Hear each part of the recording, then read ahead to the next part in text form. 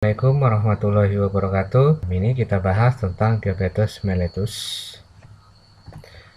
Nah, ini ada beberapa definisi yang menyebutkan atau istilah-istilah dalam mendefinisikan penyakit diabetes mellitus ya. Sedangkan menurut Brunner and Student ya, diabetes merupakan kelompok kelainan heterogen yang ditandai oleh kenaikan kadar gula dalam darah atau hiperglikemi ya. Selanjutnya, menurut Anderson, diabetes gangguan metabolisme secara genetik dan klinis termasuk heterogen dengan manifestasi berupa kehilangan toleransi karbohidrat ya. Dan sedangkan menurut Sugondo, diabetes kumpulan gejala yang timbul pada seseorang yang disebabkan oleh karena adanya peningkatan kadar gula atau glukosa darah akibat kekurangan insulin baik absolut maupun relatif ya. Jadi diabetes mellitus itu bisa disimpulkan dikarenakan si insulinnya itu tidak bisa menurunkan atau menurunkan kadar gula di dalam darahnya. Nah, sedangkan penyebabnya dari diabetes mellitus ya ada genetik, yang pasti ya genetik, terus karena memiliki penyakit hepatitis, terus yang pastinya karena penyakit pankreas. Sedangkan si pankreas inilah tempat dimana yang menghasilkan kelenjar insulin ya. Terus gaya hidup yang tidak sehat ya, kebiasaan merokok, berat badannya terlalu gemuk, dan yang lain-lain bisa menyebabkan terjadinya penyakit diabetes mellitus. Dan kelainan hormon, ya pasti kelainan hormon karena apa? Si hormon insulin itu yang mengendalikan kadar gula di dalam darah.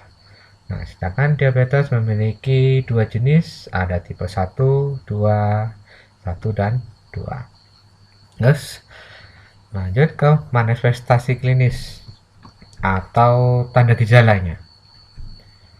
Ada polidipsi atau rasa haus yang berlebih walaupun cuaca tidak panas. Ya.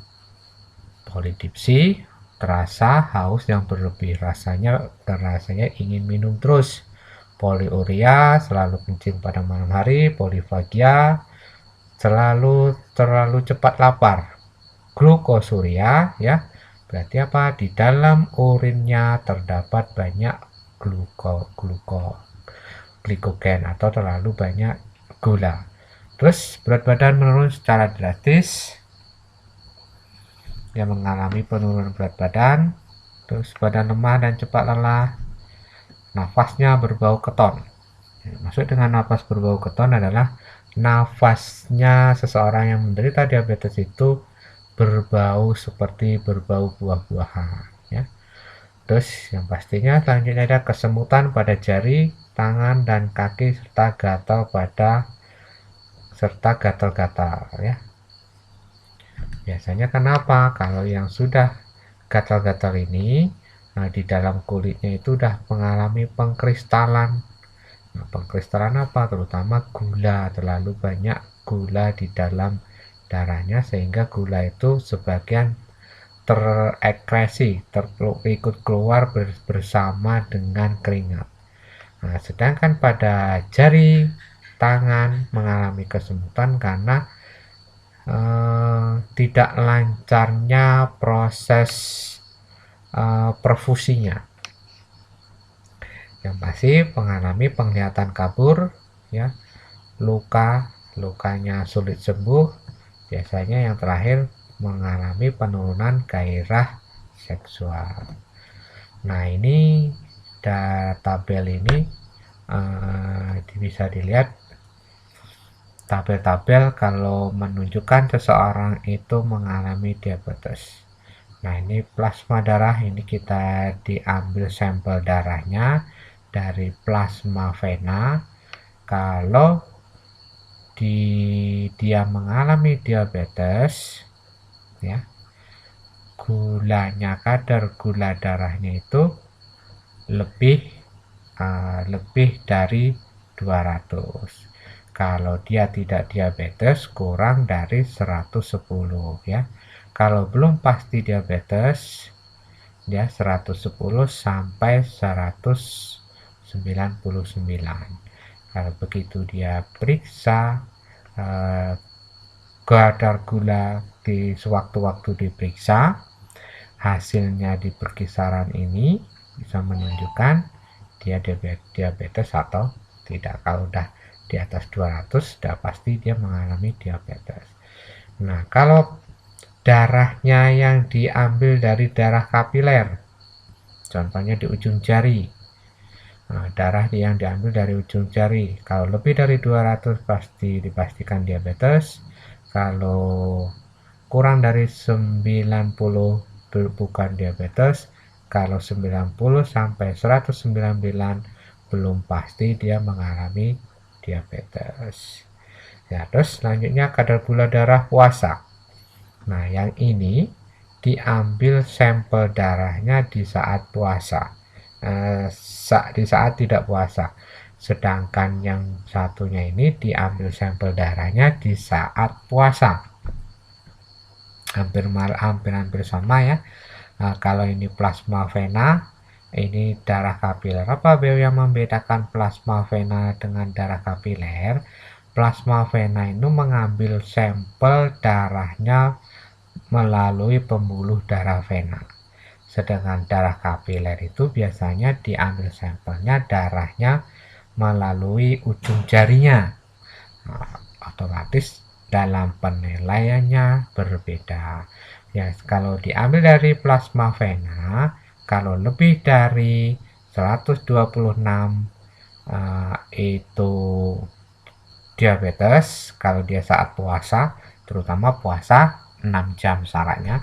Puasa dulu ya, pasiennya seseorang puasa dulu 6 jam, nggak boleh makan atau minum yang manis.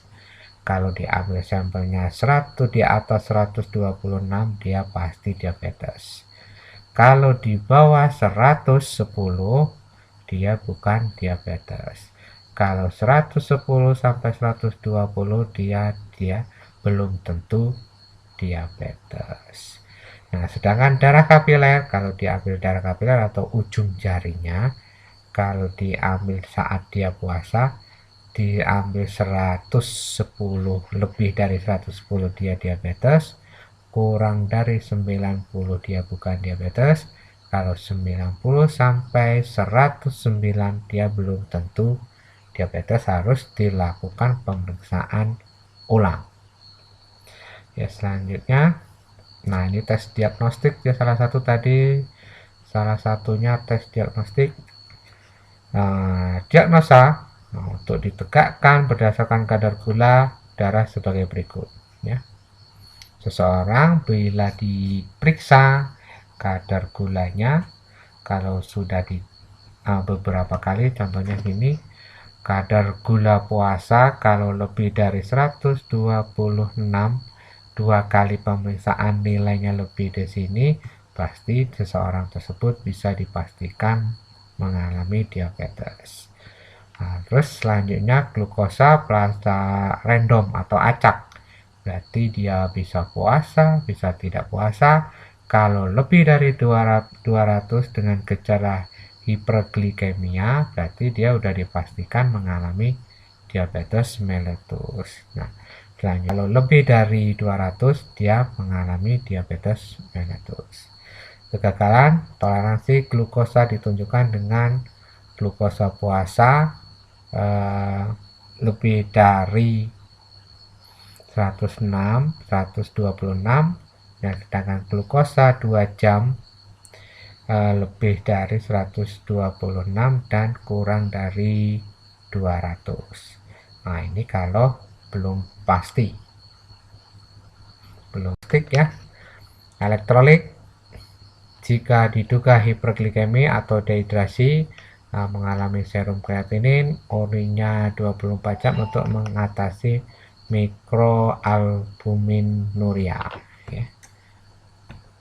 Nah, ini penata laksanaan Penatalaksaan pada kasus-kasus diabetes dalam jangka pendek, penanganan diabetes bertujuan untuk menghilangkan keluhan atau gejala dari diabetes mellitus. Sedangkan tujuan jangka panjang adalah untuk mencegah terjadinya komplikasi ya.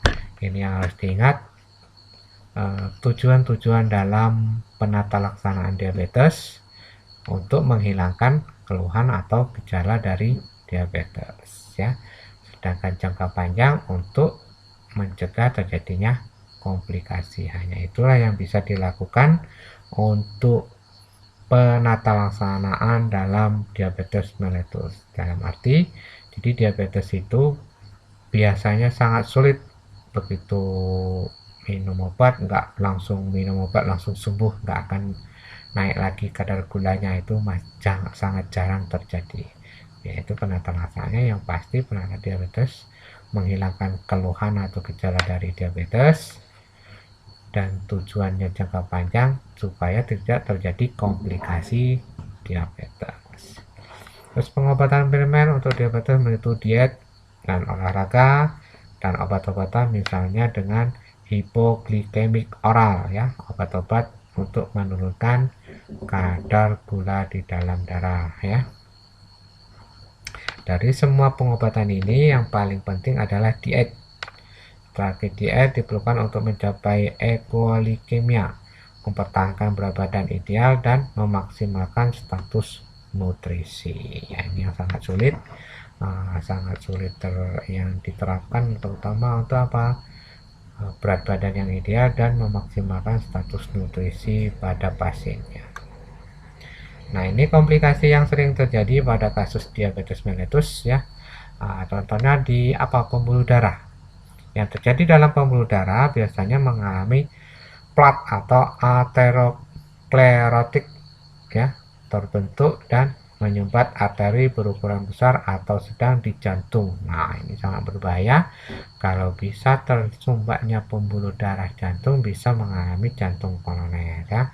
Kalau otak bisa menyebabkan stroke, pada tungkai dan penis bisa mengalami impoten, dan dinding pembuluh darah kecil mengalami kerusakan sehingga pembuluh tidak dapat mentransfer oksigen secara normal dan mengalami kebocoran. Nah, ini biasanya yang darah kecil pada daerah akral, daerah ujung-ujung. Nah, dia tidak mengalami perfusi yang maksimal sehingga terjadi luka.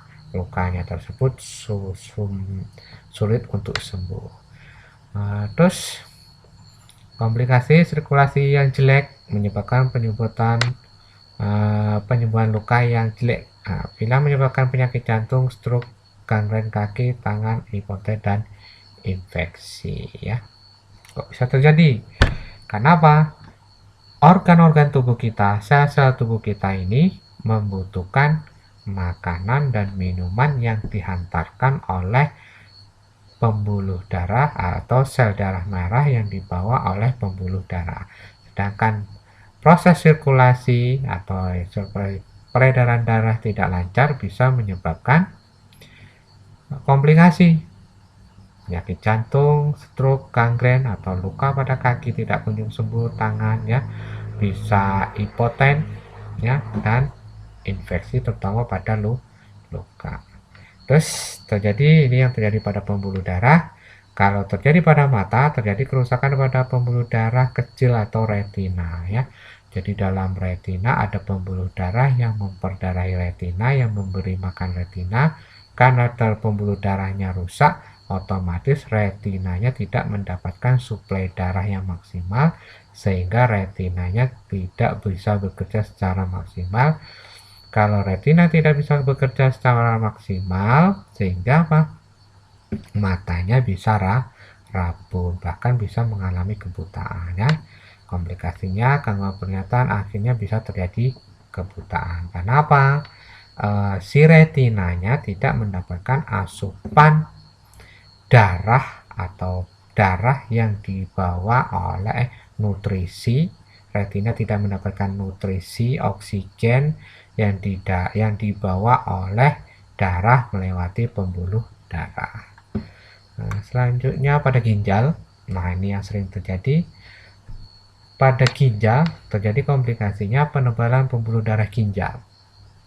ya, penebalan pada pembuluh darah ginjal. Terus protein bocor ke dalam air kemih, ya, terjadinya bocornya ginjal, ya, darah tidak disaring secara normal, ya, otomatis menurunkan hal-hal ini bisa terjadi.